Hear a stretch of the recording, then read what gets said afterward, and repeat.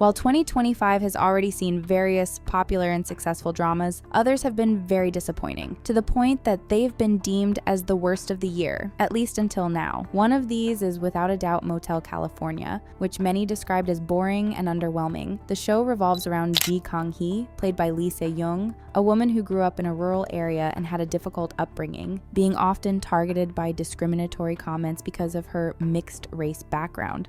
After moving to Seoul, she builds a successful career, but when she returns to her hometown, she reunites with her first love, Chon Yeon-soo, played by Na In-woo. With this premise, many thought that this drama would be a heartwarming romance between childhood friends, while also addressing important social issues. Instead, viewers were met with some very unlikable characters, especially the protagonist, who always seems angry and filled with insecurities and can't stop playing the victim. During the series, she pushes away all her loved ones and treats everyone unkindly, and this makes the show frustrating to watch and also monotonous as she keeps repeating her annoying behavior. The plot doesn't help either, as instead of focusing on the character development of the protagonists, the series keeps teasing that the leads are about to overcome their struggles before hitting them with another round of misfortune, and small moments of joy are immediately overshadowed by larger tragedies. With no character growth and a predictable and boring story too filled with angst, most viewers were disappointed, and many now think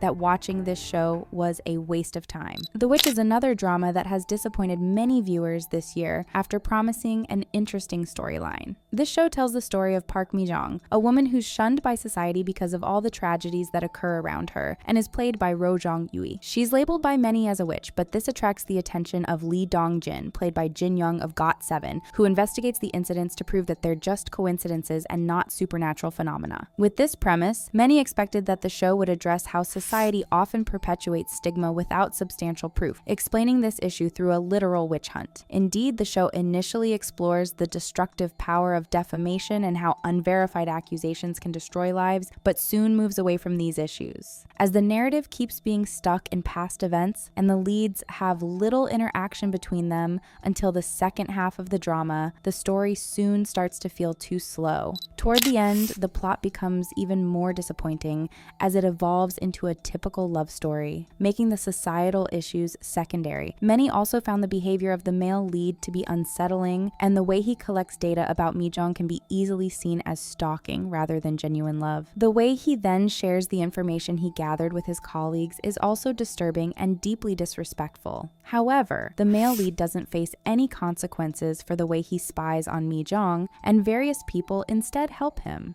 Also, the two leads are supposed to have a past connection as they attended the same high school, but the show contradicts itself when the protagonists act like they never met before. Even worse, Dong-jin is supposedly trying to help Mi-jong by proving that there's nothing wrong with her, but he's still scared of approaching her because of her reputation as a witch. Because of these issues, it's hard to see this as a love story, and some viewers have argued that the drama presents the delusions of a stalker as real love, which is a very dangerous narrative. The problems don't end here, as the female lead's emotions and struggles aren't explored in any meaningful way, while this aspect should have instead been a central plot point. Mi-jong basically becomes a side character in her own story, as the show keeps focusing on Dong-jin and his obsessive curiosity with the female lead. The extremely slow pace of the show is even more evident when compared with its rushed ending, which made many viewers feel like the producers wanted to conclude the story as soon as possible. The drama promised to find the truth behind all the incidents that happened around Mi-jong, but instead many of these remain without an explanation. The extremely slow pace of the show is even more evident when compared with its rushed ending, which made many viewers feel like the producers wanted to conclude the story as soon as possible. The drama promised to find the truth behind all the incidents that happened around Mi-jong, but instead many of these remain without an explanation. Another show that has massively disappointed viewers is Check-in Hanyang, which began in December 2024 but aired mostly in 2025. This historical romance is set in the Joseon era of Korea and focuses on the grandest guest house in the entire kingdom.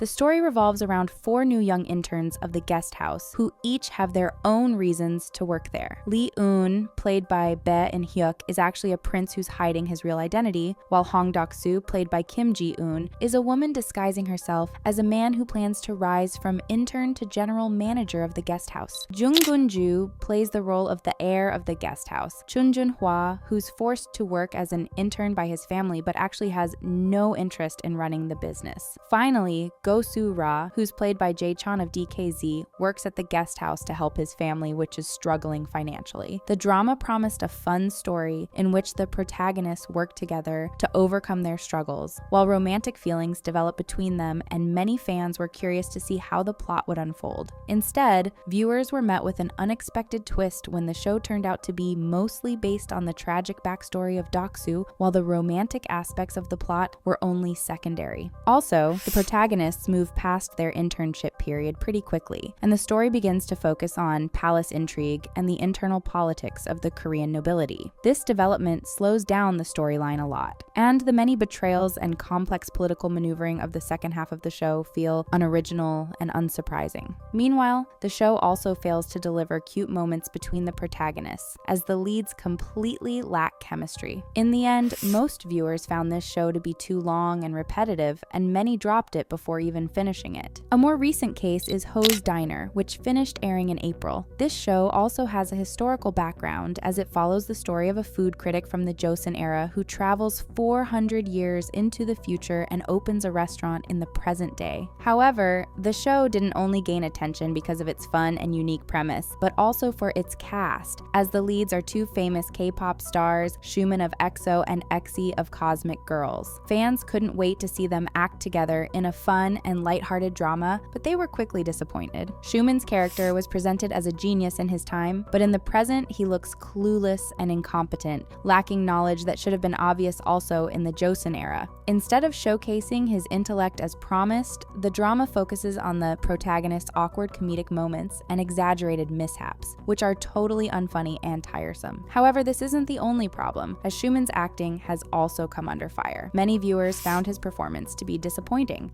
with stiff expressions and unnatural line deliveries, which only make the comedic aspects feel even more forced. Unfortunately, Exi's character doesn't save the show and instead makes it even worse. She often feels even more clueless than the male lead, and most of her decisions don't make any sense. When also adding the sheer incompetence of other characters, including who seems to be the only police officer in the entire city, it's easy to see why viewers found this drama to be frustrating. Meanwhile, the unrealistic and lazy writing of many aspects of the plot only made things worse. All these problems ruined what could have been a great drama, and instead made it one of the worst shows of 2025. However, a series that's even worse is When the Stars Gossip, which was very anticipated but ended up as a huge disappointment. This drama tells the story of astronaut Eve Kim, played by Gong Hyo-jin, and space tourist Gong Ryong, played by Lee Min-ho, who meet in a space station. This unique setting made many K-drama fans interested in this series, which promised a space romance unlike anything ever seen before in Korean shows.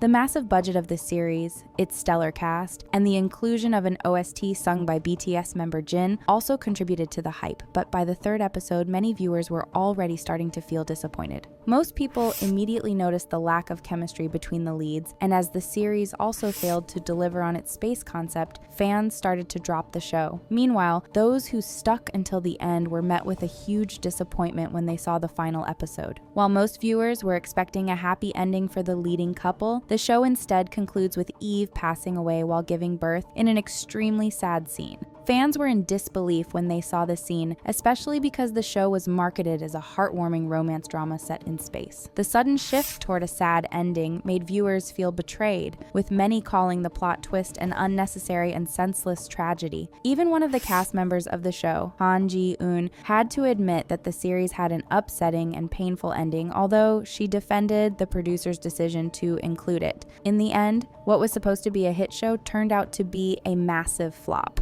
and many are now calling When the Stars Gossip the worst K-drama of 2025.